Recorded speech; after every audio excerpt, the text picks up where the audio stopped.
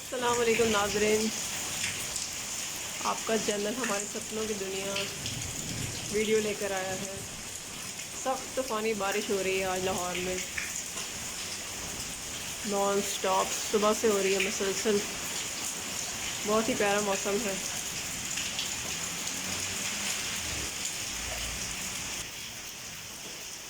आज है 5 जनवरी 2021, दोपहर 4:30 बजे का टाइम है इस वक्त।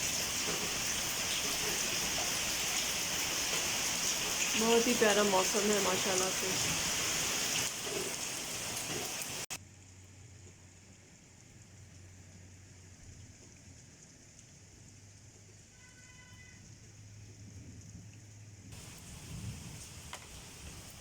हम उम्मीद करते हैं जो जहाँ जहाँ है महफूज रहे।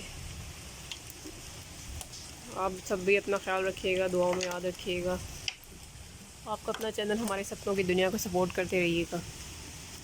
अल्लाह ताला आप सबका हम हामी और आसिर हो। एक और वीडियो लेके हाजिर होंगे नेक्स्ट टाइम के लिए इजाज़त दीजिएगा। अल्लाह हाफ़िज़।